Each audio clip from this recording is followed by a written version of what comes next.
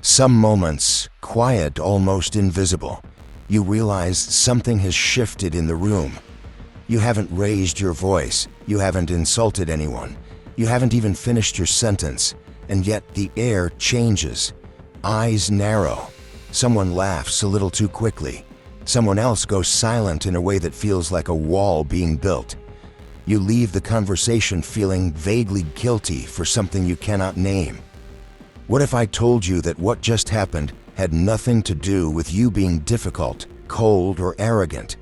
What if it had everything to do with the oldest psychological mechanism in human nature, the one Schopenhauer spent his entire life trying to warn us about?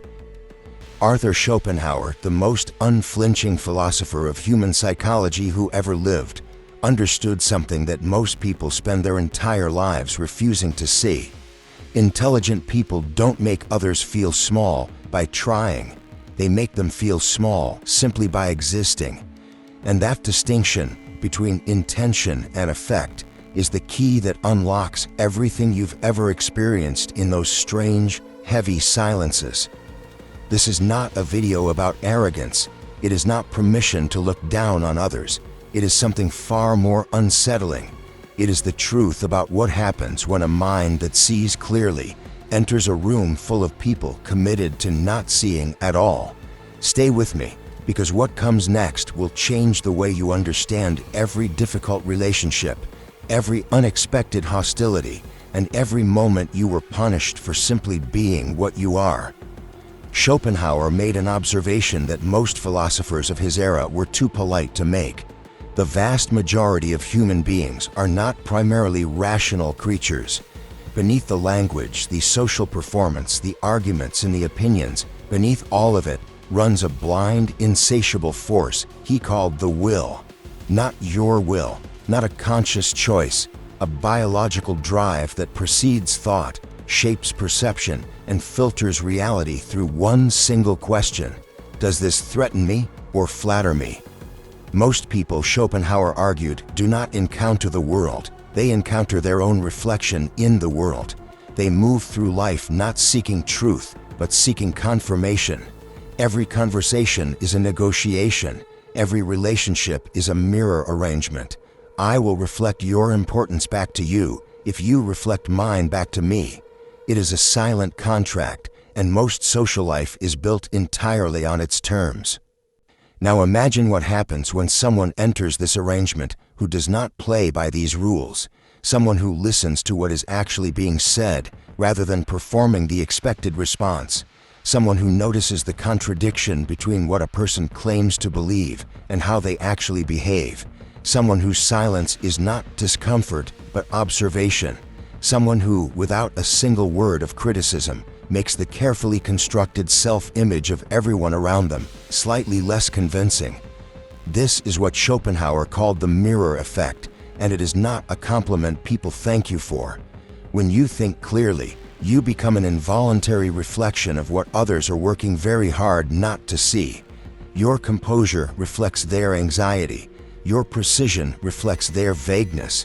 Your refusal to perform emotions you don't feel reflects the performance they have mistaken for personality. You are not attacking anyone, you are simply present, and presence, for the person who lives in illusion, feels like an attack. Jung would call this a shadow activation, the moment when your unconscious qualities, the parts you have integrated, confront someone else's shadow, the parts they have buried. The buried material does not rise to be examined, it rises as aggression, as mockery, as sudden inexplicable dislike. They do not see you, they see the part of themselves they have spent years refusing to acknowledge, and they will destroy the mirror before they look at what it is showing them. This is why intelligent people make stupid people feel small without trying. It is not superiority projecting itself outward, it is clarity functioning as a mirror in a room full of people who have banned mirrors. You didn't make them feel small. Their own smallness, finally visible, made them feel small. You were simply the surface it appeared on. Ask yourself this honestly: how many times have you been disliked, immediately, intensely, without cause, by someone who barely knew you? How many times has a calm observation been received as a personal insult? How many times has your silence been interpreted as contempt? That is not a coincidence. That is the mirror effect operating exactly as Schopenhauer described it. You didn't do anything wrong. You simply refused to help them stay blind. Now we must go deeper, because understanding why this happens is only the first layer. The more dangerous question is why society as a whole has organized itself to protect this blindness and to punish those who disturb it. Schopenhauer was not naive about institutions. He saw with brutal clarity that society is not designed to produce wisdom. It is designed to produce cohesion, and cohesion requires conformity. Conformity requires that depth be suppressed, that complexity be simplified, and the person who refuses to perform certainty they don't feel be treated as a threat rather than as a resource. Think about what modern culture rewards: confidence regardless of whether it is earned, volume regardless of whether it contains substance, speed regardless of whether it sacrifices accuracy. The person who speaks first, loudest, and with the least visible doubt is consistently given more social authority than the person who pauses, qualifies, and admits complexity. Schopenhauer saw this not as a modern failure, but as an ancient human pattern. Simple ideas are comforting, loud certainty is attractive, and the crowd will always prefer the voice that flatters its assumptions over the voice that complicates them. This creates an environment with a specific and brutal logic: stupid confidence. And by stupid, Schopenhauer did not mean low intelligence in the technical sense. He meant the refusal to examine one's own mind. Stupid confidence is socially safe. It aligns with the crowd. It asks nothing difficult from anyone. It performs belonging. Intelligent doubt, on the other hand, is socially dangerous. It implies that things might be more complex than the group has decided they are.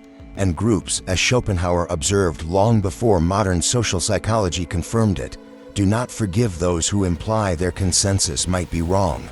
Nietzsche, who read Schopenhauer with the intensity of a man recognizing his own thoughts in another's language, went further.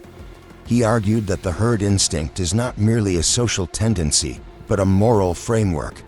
The group does not simply prefer conformity, it moralizes it. Deviation is not just unpopular, it becomes wrong.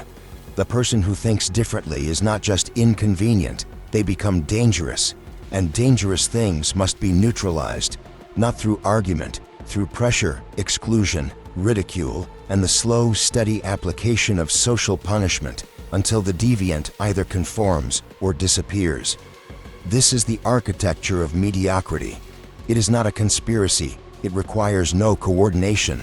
It is simply the natural consequence of building societies around the comfort of the majority rather than the clarity of the few. And within this architecture, the intelligent person faces a specific and exhausting problem. They can see the structure clearly, and seeing it clearly does not make it less effective. You may have noticed how often you are the one held responsible for the discomfort of a conversation you did not start. How often the person who says the uncomfortable truth is blamed more harshly than the person who created the uncomfortable situation. How often precision reads as coldness and emotional restraint reads as contempt. The system has inverted cause and effect.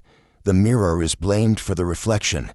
And most people, because they live inside the system, cannot see the inversion at all. Reflect on this for a moment and share it in the comments if it resonates. Where in your life have you been punished not for what you did, but simply for how clearly you see? We have established what happens and why it happens. Now we must confront the most dangerous territory of all: what intelligent people do in response. Because understanding the mechanism is not enough. The trap does not disappear simply because you can see it. And Schopenhauer's most important warning is not about the stupidity of others. It is about what that stupidity does to you if you let it. The trap is this: intelligent people, by nature, believe in reason. They believe that if something is explained clearly enough, it will be understood. They believe that patience is a form of respect, and that respect, applied persistently enough, will eventually produce comprehension.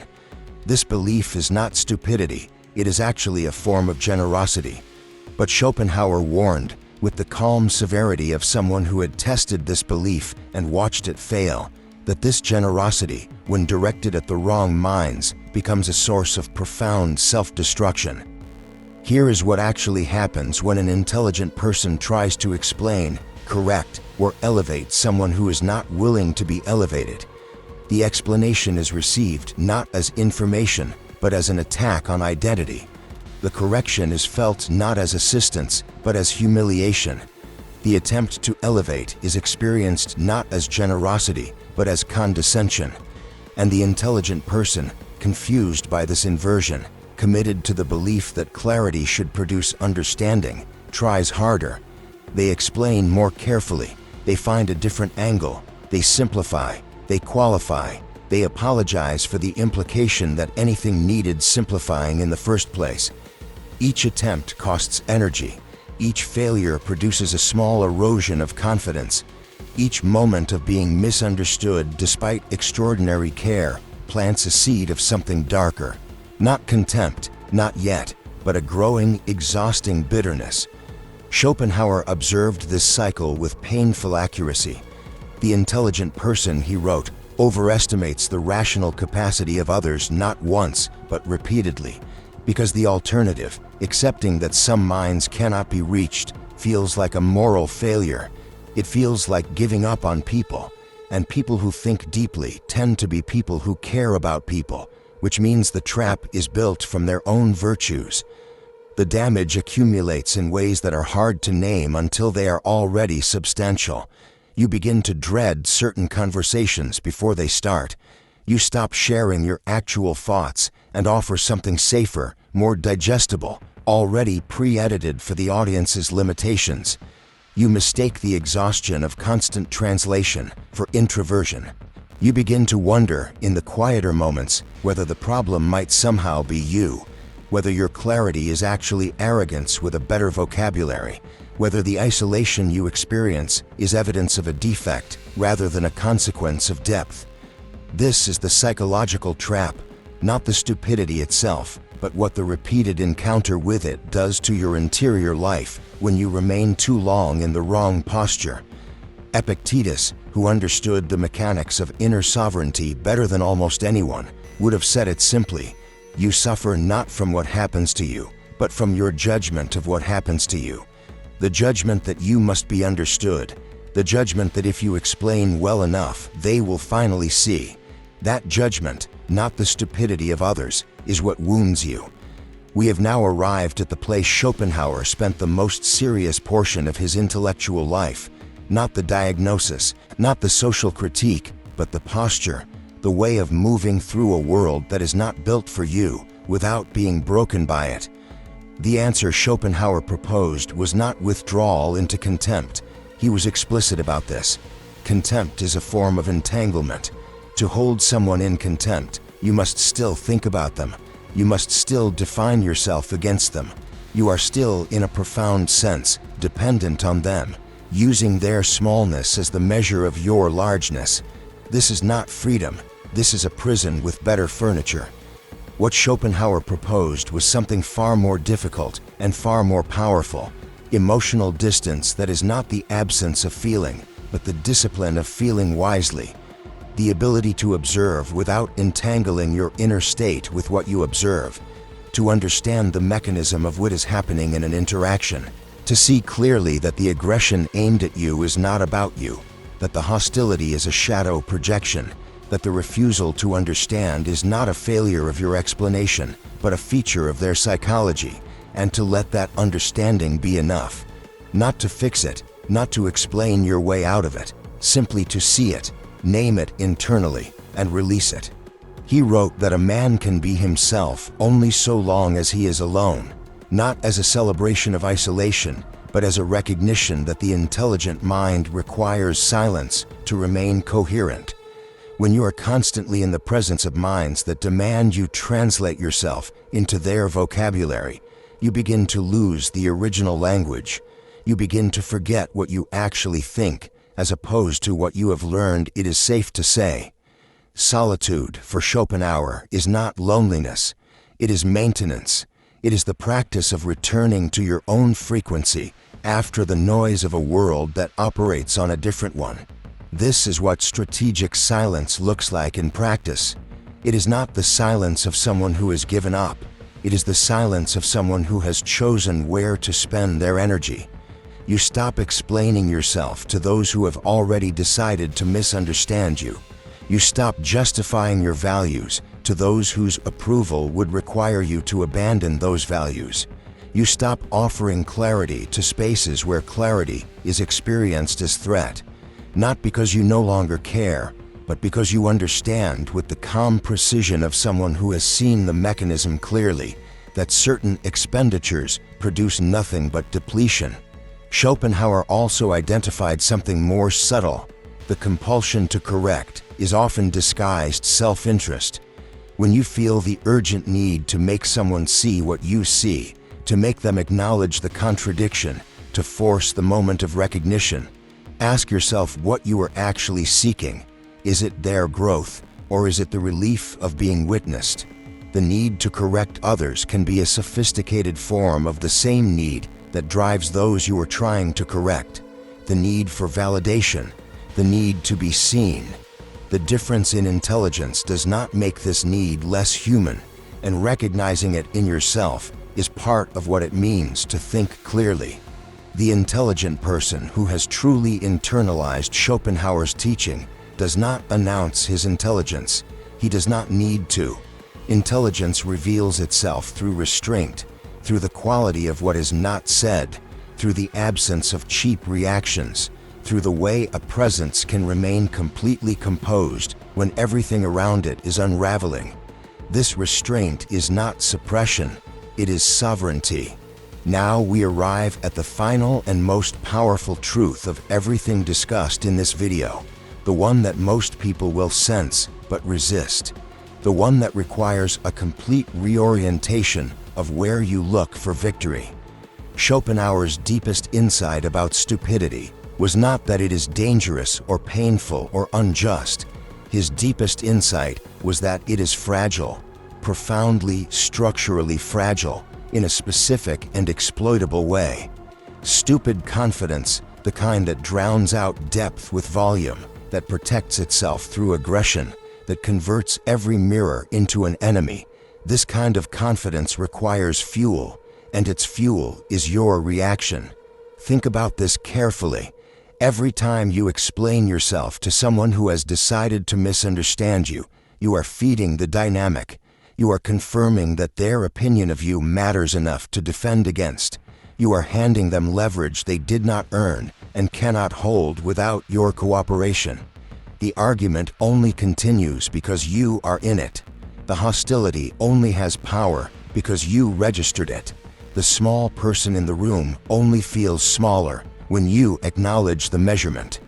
When you stop participating, not out of defeat, not out of contempt, but out of a clear-eyed recognition that some conflicts exist only as long as you consent to them, something extraordinary happens. The mechanism loses its energy source. The aggression finds no surface to stick to. The mirror disappears, and with it the reflection that was causing the pain. You have not won the argument. You have dissolved the conditions that made the argument possible. That is a different order of victory entirely. This is the paradox that transforms everything. The intelligent person who no longer needs anyone to acknowledge his intelligence has already won the battle that matters, not because others have finally recognized his worth, but because their recognition has become irrelevant. He is not above the conflict. He is simply no longer in it. And from that position, from that particular quality of internal freedom, the world looks different, quieter, more spacious, full of things worth doing that have nothing to do with managing how others perceive you. Schopenhauer believed that inner peace, not success, not recognition, not the satisfaction of being proved right. Inner peace is the highest achievement of the intelligent mind, not because peace is passive, but because it is the condition under which intelligence actually functions. A mind at war with the stupidity around it is a mind spending its best resources on the wrong problem. A mind at peace with the existence of stupidity, understanding it, seeing it clearly, choosing not to be governed by it, is a mind free to do what only it can do. Most people watching this will nod at this idea, and then within the next difficult conversation, return to explaining, defending, and hoping to be finally understood. That is the honest reality. The gap between seeing a truth and living it is not closed by intelligence alone. It is closed by practice, by repetition, by the accumulated patience of someone who has chosen their inner world as the territory worth protecting. So here is the question you must sit with, not answer quickly, not answer for the comments, but actually sit with. Where in your life are you still feeding a dynamic that cannot give you what you are looking for? Where are you still explaining yourself to a room that has decided not to listen? Where are you measuring your worth against the failure of others to recognize it? The intelligent person does not make stupid people feel small. Reality does that. You are simply present for it. Your only choice, the only one that matters, is whether you remain present long enough to let their smallness become your problem. Schopenhauer's answer was clear, and now, finally, so is yours.